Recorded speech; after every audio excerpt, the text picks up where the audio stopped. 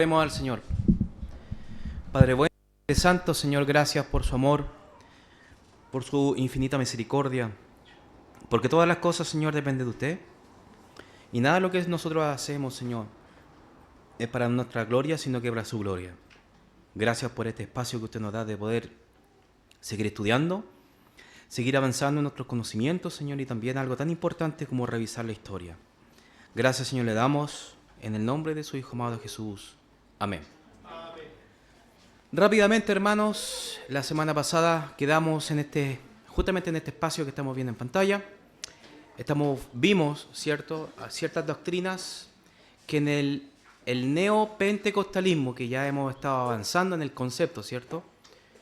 Está más obvio de decir de que uno de los, tal vez, de las ramas más difíciles de analizar justamente es el pentecostalismo, donde radica también otro brazo dentro del pentecostalismo que se llama el neopentecostalismo o el movimiento carismático.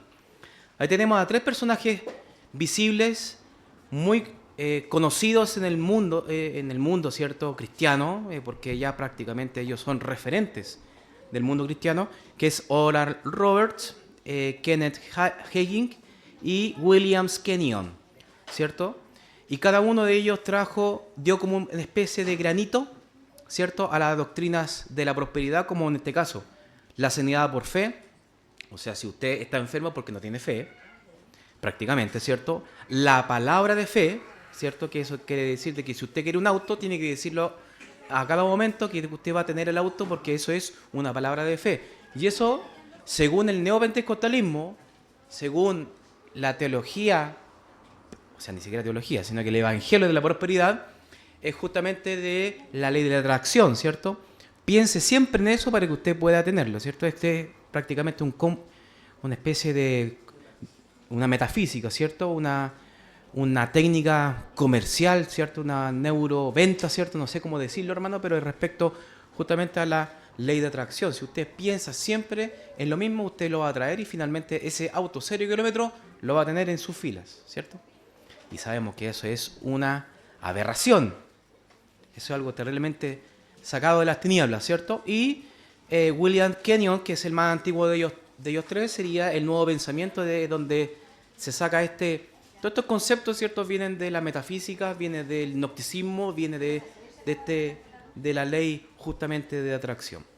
¿Y cómo vino todo esto, hermanos? Posteriormente a la posguerra, ¿cierto? En algún momento, en un espacio que tengamos, vamos a tener que hablar respecto a la Primera y la Segunda Guerra Mundial. Y quedamos justamente en este lugar, en este punto, ¿cierto? Donde aquí estos personajes que estamos viendo en pantalla justamente son presidentes o primeros ministros que fueron partícipes de los aliados, ¿cierto? De la Segunda Guerra Mundial, ¿cierto? Después de la guerra vino un periodo de paz. Posteriormente, a los años 45 en adelante, los años 50, fue un momento bien próspero en Estados Unidos, hermanos. Había mucho dinero porque justamente Estados Unidos tuvo grande producción en este caso, de metales, de guerra, ¿cierto? Entonces, la producción del país fue muy robusto, ¿cierto? Y tuvo en este caso, gran logística bélica. Entonces, pasó a ser una megapotencia de Estados Unidos, ¿se dan cuenta? Y ahí es cuando vinieron todos estos movimientos de la prosperidad, donde había bastante dinero en los Estados Unidos, ¿cierto? Donde prácticamente todos los hogares contaban con una televisión en los años 50, 60, donde prácticamente en ese tiempo era bastante difícil, ¿correcto? Y así es como estos hombres llegaron a tener este espacio en la televisión con los programas cristianos que hasta el día de hoy algunos se mantienen, ¿cierto? Pero tenemos que ser bien críticos y tal vez poner este bisturí en lo que estamos nosotros viendo bien precisamente, hermano, y no caer en sesgos, ¿correcto? Porque el movimiento neopentecostal no todos son de prosperidad. Lo tenemos que reconocer. Todo movimiento del movimiento carismático, ¿cierto? No todos han caído en el movimiento de la prosperidad. Pero en estricto rigor, todos pudiesen tener rasgos, ¿cierto?, de ciertos pensamientos, pero no todos son prosperidad, ¿se dan cuenta? O sea, no porque hay iglesias que pudiésemos identificarlos con tal vez con uso excesivo de, no sé, de instrumentos, de luces y demás, significa que son de la prosperidad, ¿ok? Y eso tenemos que tener bien presente.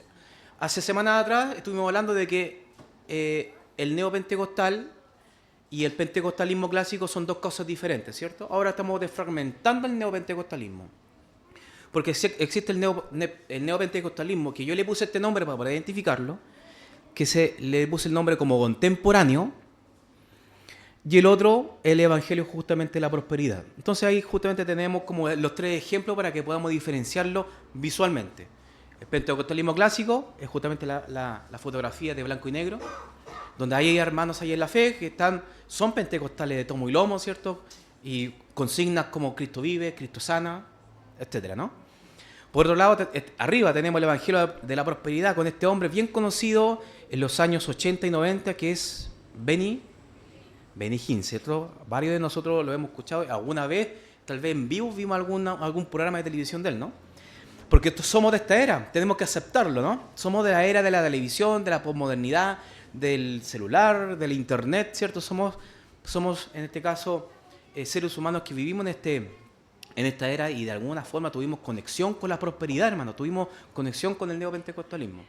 Pero por otro lado, hermano, tenemos el otro lado, ¿cierto?, del neopentecostalismo contemporáneo, que, por ejemplo, uno de ellos, que muchas veces se le dice, más que nada por un cariño en la época, yo creo, que es Jimmy Swaggart, ¿cierto? Algunos tal vez lo conocen, que se le dice que es pentecostalismo clásico, pero él trajo todo lo que son el tema de los instrumentos musicales, trajo toda la música nueva, gospel, a las iglesias blancas, ya entendemos el concepto, ¿no? Instrumentos que no se veían en la iglesia, pues, hermano, donde del himnario pasamos a ver a Jimmy Swaggart en el Estado Nacional, ¿cierto? En 1987, con todos los instrumentos, pero con parlante, con batería, con un coro, es algo terriblemente novedoso para la época. El pentecostal estaba acostumbrado al himnario y pasó ahora a la música, una música contemporánea. Pero Swaggart no fue de la prosperidad. Fue, digamos, posiblemente fue un punto a pie para llegar a ello. ¿Se acuerdan que hablamos de esta presentación que les mostré un camino inevitable? El movimiento pentecostal, el movimiento neopentecostal contemporáneo, carismático, no pudieron sujetar a través de las herramientas teológicas que tenían, no pudieron ellos filtrar, ¿cierto?, el movimiento de la prosperidad. Yo creería de que tal vez la prosperidad se hubiese evitado si hubiesen hecho tal vez una asociación, tal vez las iglesias pentecostales, y ellos hubiesen hecho una declaración de fe. Como lo hizo la Asamblea de Dios en los inicios, ¿cierto? Que en sus filas, recordemos que ellos tuvieron a unicitarios, pentecostales unicitarios dentro de la Asamblea de Dios, que tuvieron que prácticamente hacer un filtraje, limpiar, sacudir las sábanas, ¿cierto? Para que pudiese salir todo esto, lo que estaba permeándose el cristianismo pentecostal de ese entonces. Entonces, creería yo que va justamente por ahí. Como ya hemos dicho, no todo carismático es de la prosperidad, ¿cierto? Y ya hemos hablado respecto en este caso, al desarrollo de esto. Bueno, una de las cosas, ¿cierto?, que también se generó el neopentecostalismo, de que generó un espacio en la industria musical. Se generó, valga la redundancia, un género musical en el mundo pentecostal. Ya había músicos y referentes que eran ya muy conocidos dentro del ambiente y dio una identidad de la música cristiana evangélica.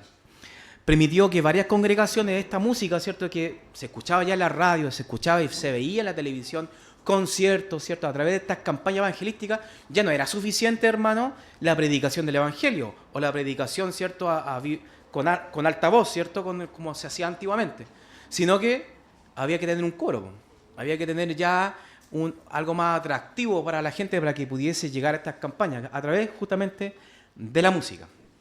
Bueno, y esto permitió que varias congregaciones e iglesias locales se tuvieran que actualizar. Esa actualización generó, hermanos, un estándar norteamericano respecto a lo que visiblemente, lo que el mundo ve en las iglesias. Por ejemplo, a lo que me refiero con esto, de que en el común de la gente, si va a cualquier parte, a cualquier barrio, ve un edificio como este, ve un púlpito, ve un coro, ve instrumentos, una batería, ¿qué dice inmediatamente? Es una iglesia evangélica. Se empezó a generar esta estándar y esto no solamente cayó en el neopentecostalismo, esto también cayó en iglesias bautistas, en iglesias metodistas, en iglesias históricas protestantes, donde se introdujo poco a poco, algunos costó más que otros, pero poco a poco empezó la música cristiana a familiarizarse y ser aceptada. Muchos exponentes no les gustaban, muchos críticos de la música contemporánea no aceptaban, muchos de ellos, para defender de lo poco y nada tal vez que podían hacerlo, decían que la batería, ¿se recuerdan algunos tal vez que la batería era del diablo? ¿Cierto? O que los músicos de instrumentos electrónicos, ¿cierto? Que el bajo electrónico, en este caso la guitarra eléctrica, eran del diablo porque eran conocidos en el género del rock, ¿cierto? Pero poco a poco se empezó a introducir y a bajar un poco ese frenesí, ese estado de alerta que tenían ciertas congregaciones, y cuando bajaron, en este caso, las exigencias, se infiltró inmediatamente, como todo sucedió durante ese tiempo, ¿cierto? Es decir, que prácticamente ver estas imágenes como lo estamos viendo ahora, esto es ver una iglesia evangélica, con un piano, ¿cierto? Con una batería, ¿cierto? Inmediatamente la gente, el común de la gente, a una iglesia evangélica, ¿cierto? Las iglesias católicas no tenían este tema en ese tiempo. Todavía ellos tenían coros, ¿cierto? Y gente selecta que tal vez participaba, pero esto era muy común en la iglesia evangélica. Instrumentos musicales y música entretenida era igual a una iglesia evangélica. Y mucha gente venía, ¿a qué? A escuchar la música en vez de escuchar el evangelio. De hecho, fue prácticamente como un puntapié publicitario de atracción, ¿cierto? A bastantes campañas. Venga a escuchar la música que tenemos nosotros aquí, porque la música de nosotros, decían ellos, ¿cierto? La música de nosotros es una música entretenida, fuera de lo religioso, ¿cierto? Fuera de lo tradicional y históricamente lo que ha abrazado el protestantismo, hermano. Y eso trajo consecuencias, ¿cierto? Trajo consecuencias de que hasta el día de hoy vemos que a través de la adoración ha sido permeada, ¿cierto?, los estilos musicales, que finalmente la iglesia ha sido perjudicada. Y muchas veces confunden la presencia, confunden tal vez el concepto de arrepentimiento con una sensación sentimental a causa de las ondas sonoras de la música contemporánea.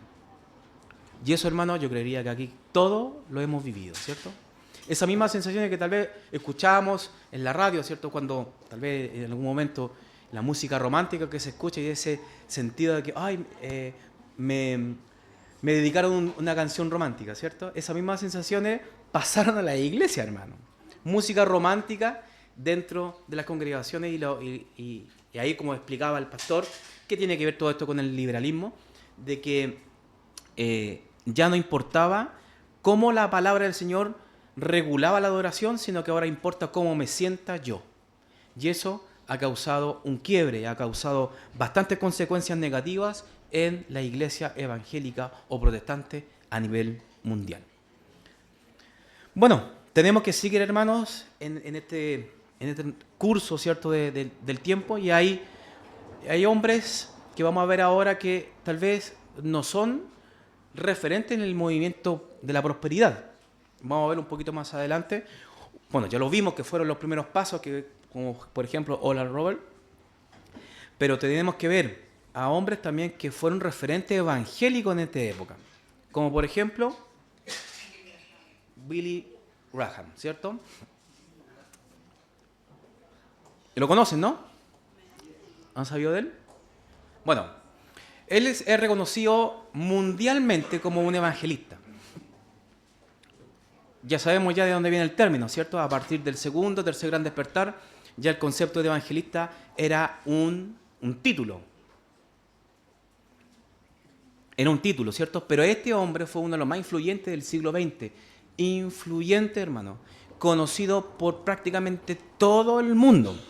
En una época muy difícil, en una época donde la política estaba bastante álgida, ¿cierto? Es conocido por sus cruzadas, mira el concepto, cruzadas, ¿cierto? Hace ya bastantes meses atrás, yo diría como año y medio creo,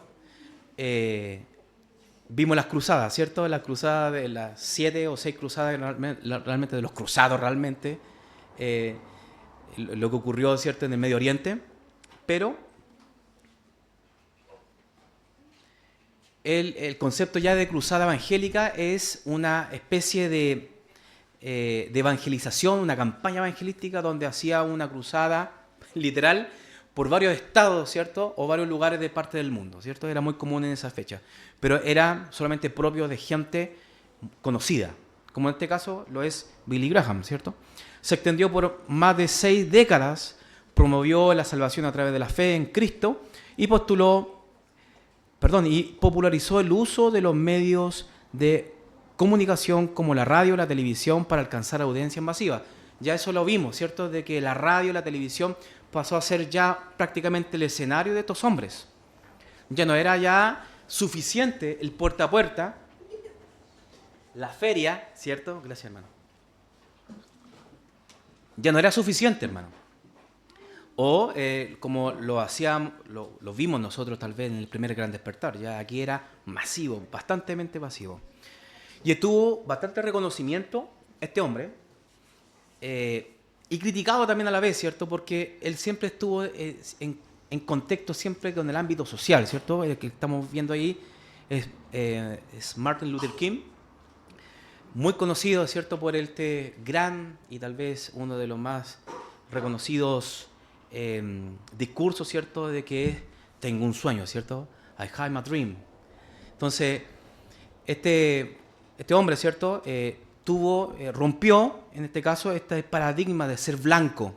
Recordemos que en esta fecha, a pesar de que fue el siglo pasado, el racismo era un tema bien difícil, ¿correcto? Y este hombre justamente tuvo estos encuentros, ¿cierto? Pero con el propósito siempre de llevar al Evangelio, siempre tuvo este propósito de que, a pesar de los paradigmas y las divisiones que pudiesen tener, sobre todo en el ámbito social, él tuvo esta posición. Se le decía también que era el pastor de los presidentes, ¿cierto? De hecho, ¿se recuerdan o identifican qué presidente de los Estados Unidos es? Él fue asesinado, ¿se recuerdan, no? En 1964. Kennedy, muy bien, perfecto. Estamos bien, hermanos. Muy bien. Pero sí, se le decía, siempre estaba involucrado con esto, siempre lo llamaban para temas, porque este hombre era reconocido, entonces, sobre todo para el tema de campañas políticas. Nixon, ¿se recuerdan quién fue Nixon? El presidente Nixon. Estamos sacando todos los conocimientos de la enseñanza media. Nixon, presidente Nixon. ¿Se recuerdan de él? Bueno, el de la guerra de Vietnam, ¿se recuerdan? Ya, este hombre lo ocupó, ¿cierto? Obviamente que con fines políticos de poder tener en su fila o tener una relación abierta, pública, justamente con Billy Graham, porque justamente él traía mucha masa y de hecho era el hijo predilecto de Carolina del Norte, entonces era un estado muy importante donde las votaciones eran bien pesadas. Entonces justamente Nixon no era nada de tonto y traía a sus filas a él. Ahora, obviamente como todo joven o inexperto, tal vez por poca experiencia, él aceptaba estas invitaciones, pero después se dio cuenta de que había una doble intencionalidad, entonces empezó justamente a tomar distancia respecto a la política, ¿cierto? Y respecto a su posición, el interés que él tenía, a cuál era su enfoque, ¿cierto? Al punto, hermano, que él llegó a predicar en la Unión, ¿se recuerdan? En la URSS, en la República Socialista Soviética. ¿Se recuerdan que antiguamente estaba la Guerra Fría, ¿no? Donde estaban las dos potencias mundiales de Estados Unidos contra justamente la Unión Soviética, la Unión de la República Socialista Soviética, en donde él fue invitado por ellos, ¿cierto? Y Graham accedió. Y eso fue para el estadounidense, ¿cierto? El yanqui de corazón, fue una traición a la patria, hermano. ¿Cómo te estás juntando con los comunistas, ¿cierto? Y él en realidad, él tomó una posición como bastante escéptica en ese sentido, alejado un poco de la política, y el único que dijo que el evangelio tenía que ser predicado en todo lugar, ¿cierto? Al punto de que él era invitado a la iglesia ortodoxa rusa, ¿cierto? Como exponente y predicaba justamente el evangelio en ese lugar. Ahora, también estuvo involucrado, hermanos, en esa fotografía que vemos abajo, en la caída del muro de Berlín. Todos estos datos, hermanos, tienen que estar en otro tintero. Tal vez algunos, por tema de experiencia, saben a lo que me refiero, pero los más nuevos, los jóvenes, tienen que tener estos datos así, ¿cierto? El muro de Berlín, la Unión Soviética, ¿a qué nos referimos? Pero este hombre estuvo involucrado en este tipo de conflictos, ¿cierto? Y él, más que nada, estaba interesado en no en la política, sino que en la predicación, en este caso, del Evangelio. Ahora, algunos datos, tal vez de Graham, ya pasó el tiempo, de hecho en el 2018 él falleció, en este caso por si no lo sabían, y fue prácticamente Estados Unidos estuvo de luto a causa de él, porque era bien querido este hombre. Bueno, y sus inicios estuvieron relacionados, hermanos, con los bautistas del sur, la Convención Bautista del Sur. Graham era bautista. Ahora, Graham empezó a trabajar con iglesias de diversas denominaciones, ¿cierto? Lo que causó ciertas controversias dentro de los círculos bautistas más conservadores, ¿cierto? Que preferían mantenerse en una separación más estricta entre las denominaciones. Y Graham no buscaba eso, buscaba más una unión interdenominacional. Aunque no fue un ecumenista formal, porque él no relacionó la teología propia y la combinó tal vez con la ortodoxa, con la católica, con la judía, ¿cierto? Porque era muy invitado a ceremonias formales que hoy día en día podríamos verlo tal vez con malos ojos. De hecho, él era acusado de ser ecuménico, ¿cierto? Pero en su enfoque no fue combinar aspectos teológicos, sino que fue más que nada aprender a trabajar en con diversidad de denominaciones. Y este es un tema, hermano, que para ciertos círculos, sobre todo para los reformados, también tuvo que tener una posición. De hecho, justamente con este hombre que tenemos aquí en fila.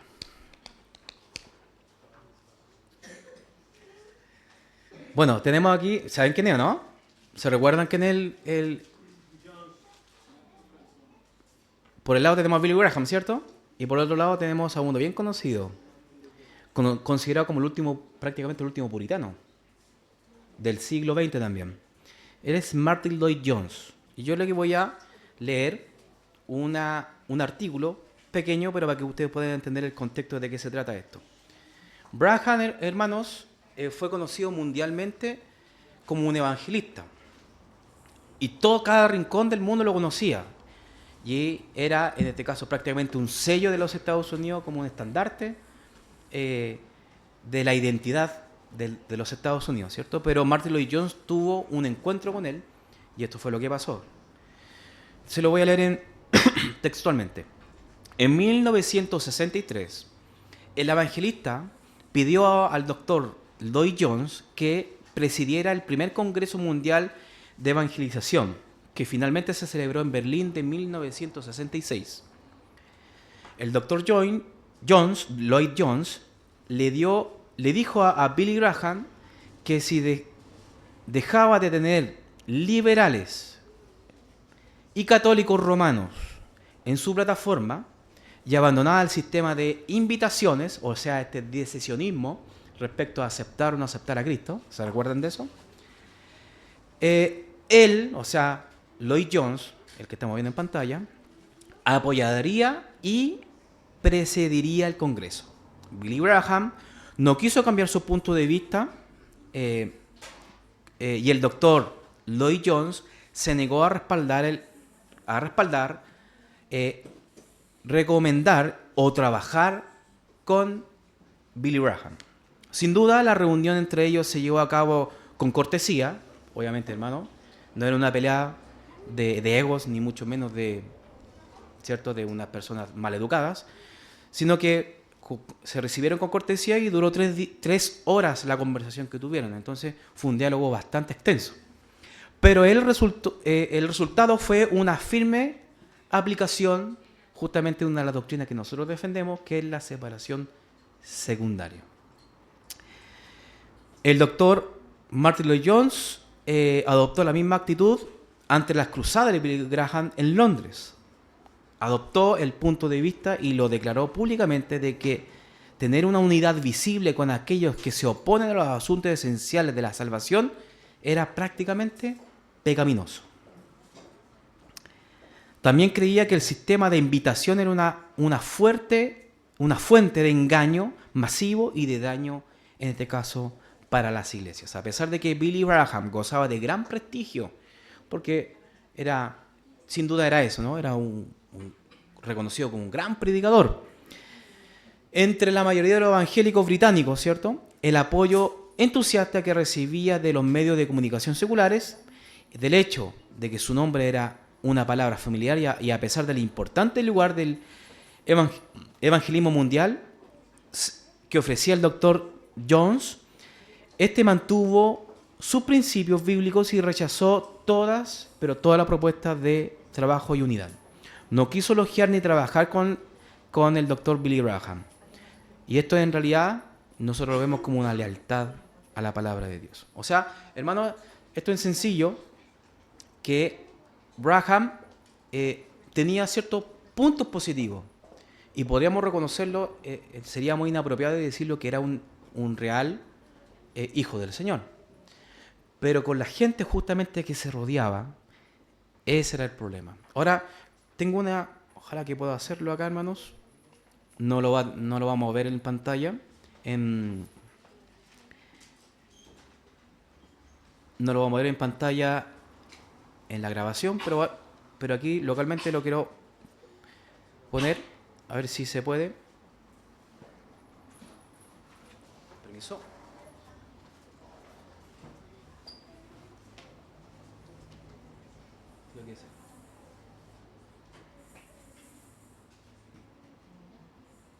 Lo cerré, espérenme.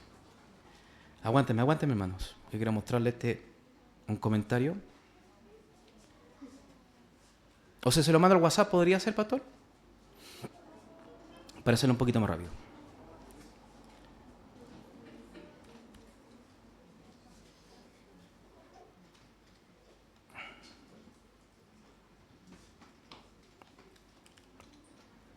Ahí va, hermanos. Leámoslo juntos, ¿cierto? Se lo mandé justamente al WhatsApp para que lo puedan ver. Y esto es algo que justamente el pastor Martin Lloyd-Jones se daba cuenta de lo que estaba pasando con Graham. Dice, ¿lo están viendo, no? Dice, tengo la intención de ir a cualquier lugar. Esto es palabra de Billy Graham. Patrocinado por cualquiera, para predicar el Evangelio de Cristo. Si no hay ataduras a mi mensaje. El único distintivo del discipulado cristiano no es la ortodoxia, sino el amor. Los cristianos no están limitados a ninguna iglesia. La única pregunta es, ¿está comprometido con Cristo? Ahí nos damos cuenta de lo que nosotros hemos hablado durante este último tiempo, de la poca conciencia o la poca preocupación de la eclesiología que tenía Abraham. Justamente por estas razones se le acusaba de este ecumenismo. ¿Se dan cuenta? Por estas palabras, porque nosotros justamente lo que más estamos preocupados, mis hermanos, es justamente de la ortodoxia. Y el amor no está lejos de la ortodoxia. De hecho, el mensaje propiamente del Evangelio es una muestra de amor para con los condenados, para los muertos en delitos y pecados. ¿Se dan cuenta? Entonces, este punto, quería mostrárselo que por dicho justamente de Billy Graham, es que Martin Lloyd-Jones tenía esta separación y no se podía trabajar juntamente con él. Bueno, tenemos otro personaje tal vez conocido, hermano, que también le llevo ahora también a la palestra, que es algunos antiguos, lo conocemos. O sea, yo ni siquiera existía cuando estaba cantando, pues, hermano, pero obviamente que yo me crié prácticamente escuchándolo. Bueno, él es un influyente, muy influyente pastor de la Asamblea de Dios, ¿cierto? Considerado telepredicador, evangelista y cantante, pianista, virtuoso, hermano. Para qué decir una cosa con otra? Efectivamente era excelentísimo músico. A lo largo de su carrera se destacó en su ministerio evangelístico televisivo que alcanzó una audiencia global durante la época de los años 70 y los 80. Swagger es conocido por su predicación apasionada y por su capacidad de conectar con grandes audiencias a través de la televisión, radio y cruzadas, nuevamente el concepto, se dan cuenta, de cruzadas evangelísticas. Excelente músico, reconocido en el ambiente musical. De hecho, él es primo, ¿cierto?, de Jerry Lee Lewis y también de Mike Gilley, ¿cierto?, que es a través de la música country. Muy reconocido músicos y artistas estadounidenses, ¿cierto? Aunque su carrera musical tuvo principalmente el gospel como su fuerte, ¿cierto? Estos lazos familiares influyeron, obviamente, en su habilidad como músico. A lo largo de los años, Swagger se convirtió en un prodigio intérprete y productor de música cristiana con numerosos álbumes y también himnos que eran musicalizados. De hecho, posiblemente en algún momento habríamos escuchado en alguna radio una música de introducción de alguna predicación de Jimmy Swagger, ¿cierto? Su antecedente justamente de vida, él vino, de hecho, acá a... no tengo como antecedente, no sé si alguno de los tal vez más con experiencia tuvo de que Graham vino a Chile. Creo que no, pero Swagger sí vino a Chile en la época justamente de antes del 90, en 1987, y creo que fue en el mes de... Lo vi por ahí en el verano de 1987, ¿cierto? En el Estadio Nacional, cuando prácticamente el Estadio Nacional estaba rodeado de puros potreros, antiguamente. Pero bueno, la carrera de Swagger sufrió importantes reveses porque este hombre públicamente cayó en descrédito y eso lamentablemente su ministerio, ¿cierto?, se fue totalmente abajo. Y de hecho fue algo triste porque en realidad fue muy prestigiado, incluso que fue llevado a los noticieros públicos, a los noticieros seculares, ¿cierto?, donde prácticamente Swagger predicaba ciertos principios pentecostales, como era asambleísta, ¿cierto?, como por ejemplo la santidad perfecta. Entonces, estos hombres, ¿cierto?, lamentablemente cuando predican este tipo de doctrina, ¿cierto?, respecto a la santidad perfecta, y cuando caen bastante fuerte, porque se supone que ellos son defensores de esa doctrina y no la practican. Entonces ahí es cuando prácticamente quedó al descubierto y fue, para el mundo pentecostal de ese entonces, fue un golpe bien fuerte que realmente no se recuperó. Tuvo prácticamente 2 años en disciplina y nunca más fue el mismo después, ¿cierto? Bueno, todos los escándalos públicos afectaron puntualmente a su figura pública, ¿cierto? Luego de esto, hermano, aquí no estamos hablando de prosperidad, no estamos hablando de estos hombres, sencillamente tienen ciertos tintes neopentecostales, sobre todo con el tema de la música, ¿cierto? Algunos hechos respecto a la fe, respecto al concepto. Hay ciertos puntos de vista que tal vez a través de la escritura podemos ver, pero lo que sí yo creería que estos hombres tienen algo en común, de que es el moralismo.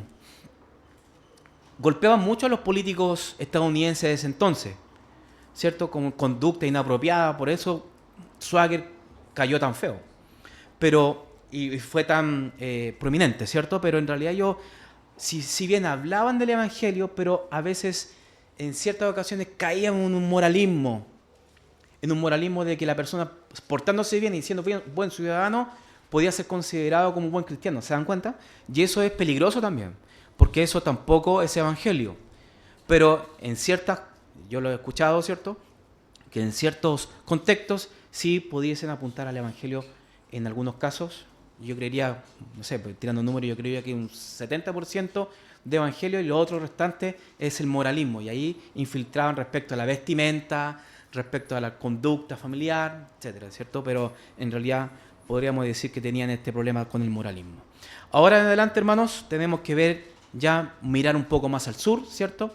Mirar un poco al patio trasero, de los Estados Unidos, que es justamente Latinoamérica. Y en Latinoamérica estuvo presente uno de los movimientos tal vez más conocidos que hemos visto hasta el día de hoy, ¿cierto? Que es el bien llamado, o el mal llamado, no sé, G12, ¿cierto? O sea, el G12 es el más conocido, ¿cierto? Pero hubieron bastantes ministerios, bastantes líderes, ¿cierto?, que abrazaron la prosperidad y que eso bajaron a Latinoamérica y permearon la teología y sus enseñanzas pentecostales con la de la prosperidad, y ahí la cosa cambió. Algunos se dieron cuenta y la limpiaron, y otros finalmente fueron capaces de limpiar algunas iglesias respecto a esto. Y así es como Latinoamérica se escribe, ¿cierto? Eso, hermanos. ¿Dudas, consultas, preguntas?